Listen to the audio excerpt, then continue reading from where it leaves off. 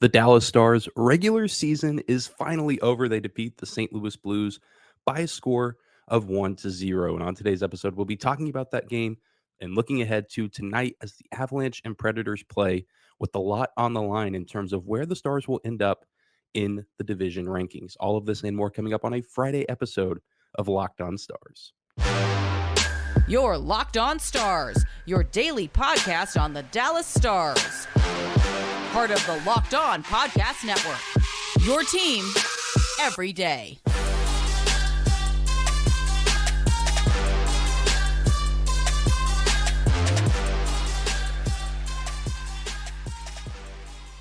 Bing bong. Howdy, Stars fans. Welcome back to the Locked On Stars podcast, the only daily podcast covering the Dallas Stars, part of the Locked On Podcast Network, your team every day. I'm your host, Dane Lewis, your local expert on all things Dallas Stars hockey, coming to you on this Friday, April 14th. And whether this is your first time here or you are a recurring listener, thank you for stopping by and making Locked On Stars your first listen every single day.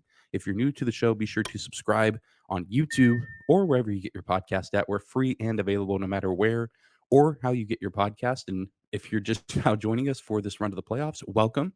Very glad to have you. We post daily Dallas Stars content Monday through Friday. And I'm a little late today, but thank you guys for the patience. As you can see, I'm not in my normal setup if you're watching on YouTube. But here we are, end of the regular season. The Stars victorious for the final time in the 22-23 regular season campaign. And it wasn't necessarily in convincing fashion, but a win is a win, especially on night two of a back-to-back against the same opponent that you were playing the night before. It's a win nonetheless. The Stars have now won 6 consecutive games, and they leaned heavily on their star goaltender, Jake Oettinger, who went 25 for 25 in saves. And it seems like he is ready to go in this year's playoffs, just like he was last year, where he put on an absolute show and kind of revealed himself to the rest of the hockey world that he's prepared to be amongst the NHL's elite in goaltending. And he did just that again on Thursday night at home against the St. Louis Blues. He got his 5th shutout of the season. He's been looking very sharp as of late, been playing some of his best hockey between the pipes all season. It was another tightly contested game that I think is going to benefit both Jake and the Stars as a team overall in the long run. I mean, these kind of games that we saw on Thursday are going to be the kind of games we should expect in the postseason, regardless of, the Stars' offensive success or whatever team they play, how good they are on offense, because that's just how the playoff games work. They're intense, they're tightly contested. They often come down to, 2 or 3 big plays, and the Stars were able to make a big play thanks to Wyatt Johnston scoring his 24th goal of the season, and Jake Oettinger also playing at his best, going toe-to-toe with Jordan Binnington, who hasn't been as great all season, but guess he felt like he needed to put on one final show for the end of the Blues campaign. But this has been a pretty telling game of what the postseason is going to look like. And obviously, I'm glad to see the Stars win their final home regular season game. Good to see them go into the playoffs with a little bit of momentum behind them, having won 6 consecutive games. But if you look at this season as a whole, this team has been through plenty of ups and downs, ebbs and flows. But right now, at this very moment, I think they're starting to peak at the right time. There's been several stretches of the season where you could say, oh, the Dallas Stars are playing their best hockey right now.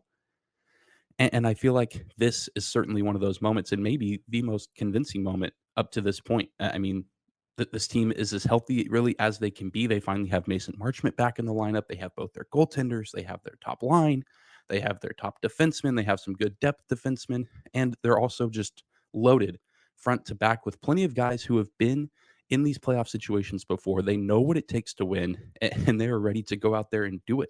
You have, of course, Tyler Seguin, who has won a Stanley Cup before, but everyone else on this team hasn't done it. And there's plenty of guys, Jamie Benn, Joe Pavelski, who have been in this league a long, long time. Even Ryan Suter, who want to win that cup before they call it a career. Some of those guys closer to retirement, I imagine, than others. But I mean, it all stays true. It all stays the same. This team is hungry. They're determined. They're ready to go. And you can see that they're mentally and physically locked into what this postseason has in store. And I think that is evident by the way that they played over the final 2 weeks of the season, winning games, winning several of them in convincing fashion, and taking care of business, even if they weren't always the best opponents. I mean, the Stars can't control that. They can't control who they get on their schedule to close out the season. They have to play who's in front of them, and they played all of those teams in front of them very well, and they played their best. They scored a ton of goals, and they played pretty well defensively too, which hasn't always been the case, especially in the second half of this season. But I'm very encouraged by what I've seen from the Stars as of late. In net, Jake Oettinger, fifth shutout of the season. Very good sign going forward for him in this Stanley Cup playoffs.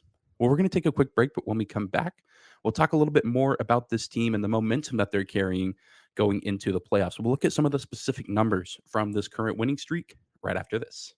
Today's episode of Locked On Stars is brought to you by our friends at eBay Motors. For a championship team, it's all about making sure every player is a perfect fit. It's the same when it comes to your vehicle. Every part needs to fit just right, so the next time you need parts or accessories, head to eBay Motors. With eBay Guaranteed Fit, you can be sure every part you need fits right the first time around. Just add your ride to my garage and look for the green check to know if the part will fit, or you'll get your money back. Because just like in sports, confidence is the name of the game. And when you shop on eBay Motors, and with over 122 million parts to choose from, you'll be right back in the game in no time. After all, it's easy to bring home a win when the right parts are guaranteed. Get the right parts, get the right fit, and the right places and the right prices on ebaymotors.com. Let's ride. Eligible items only. Exclusions apply. I want to thank you again for making Locked On Stars your first listen every single day. We're continuing to talk about the Dallas Stars and the momentum that they have going into the 2023 Stanley Cup playoffs. Their season, at least the regular season, is officially over. We have a couple games on tap tonight, mainly the Avalanche and Predators, their makeup game from way earlier in the season at Bridgestone Arena. Pretty important game because we still don't know what seed the Stars are going to finish the Central Division with, or who their opponent will be. But we'll talk a little bit more about that game later on in the show. I want to continue to talk about the Stars, who have won 6 straight games and have arguably been the best team in the NHL over that stretch. You look back to that first win of the streak on April 3rd against Nashville. The Stars have just been incredible up and down the board. They have 12 points as a team, first in the NHL, 22 goals, which is third in the league. Only 6 goals allowed over that stretch, which is tied for second in the NHL. 44.4% on the power play, which is second best in the league, and 92% on the penalty kill, which is 8th overall in the NHL. So you just look at these face value numbers and you see that the Stars are doing everything right. They're doing everything they need to do. They're executing on special teams. They have good goaltending. They're playing pretty clean defense for the most part around the net. Obviously, it's not perfect all the time, but you can expect it to be perfect over the duration of a 60-minute game. But they're also finding ways to score goals. I mean, you even look earlier this week in Detroit, they put up 6 goals in that game on the road. And again, it's not always the most impressive or intimidating opponents, but again, the Stars have no control over that. And so, when you play a team like the Flyers or the Red Wings or the Blues this late in the season, you should be expecting to score 4, 5, maybe even 6 goals against them to get yourself mentally right for the NHL playoffs. And the Stars have seemingly done just that by the way that they've played. And again, we've touched on it time and time again here over the past few weeks, but it's been their key guys too. It's been the top line. We all know what Robertson, Hintz, and Pavelski have been up to over, almost a month and a half now. I mean, those 3 have been incredible. They've been the catalyst for the offense, but you've also seen, Jamie Benn still doing his thing, Tyler Seguin chipping in every now and then. Wyatt Johnston over the past week has been incredible. I think he what now is tied for a Stars franchise rookie record with goals in a season with 24. Pretty impressive. Take a bow, kid, although don't take a bow just yet because the season's not over. And I expect that we'll be seeing 53 scoring a few goals here in the playoffs if what the regular season showed us is any indication what is in store for us here in the postseason from him. But it's also on the defenseman side of things. Miro Heiskanen playing very well. We've seen some of the other defensemen get involved here offensively lately. Esa Lindell had a goal a few games ago. We've seen Colin Miller get involved with his shot. Of course, you add Thomas Harley, and that just adds so many different dynamics to the Stars game. We see the way that they're able to clear the defensive zone and enter the offensive zone with his passing, his puck movement, and the trade deadline acquisitions. Max Domi, Evgeny Dadonov, a huge part as to why the Stars scored on Thursday night. That initial shot on goal that Wyatt Johnston was eventually able to collect the rebound. I mean, everybody is chipping in. It's really hard to say that there's a passenger on this team. And I know everyone's going to be quick to say, oh, Ryan Suter is a passenger. He's not doing anything for this team. And he's certainly not doing as much as some other players, but I and again, it's not perfect, so don't take this as me saying that, but Brian Suter even has been playing a little bit better as of late with mistakes here and there, but if you watch every defenseman on this team, every defenseman makes mistakes here and there in a game. No one has really a perfect game, especially on defense, but Brian Suter has found a way to still get involved in the offense, which I think is useful, and I also think a presence like his in the locker room is going to be valuable in the postseason because he has been here so many times, just like guys like Pavelski, Jamie Benn, Tyler Seguin, guys who, again, know what it takes to win in the playoffs. And then, of course, you talk about the goaltending too. You have Jake Oettinger, who we expect to really be leading the way. But if for some reason we need to see Scott Wedgwood in net, I think that he's shown that he is ready to go and he is healed, he's healthy, and he looks very, very good. And of course, you also have Mason Marchment now back in the fold. And so that changes some things up in terms of how the lineup shapes out. But overall, you have to really, really like where this team is at right now, just in terms of mentally, physically, the way that their numbers look, offense, defense.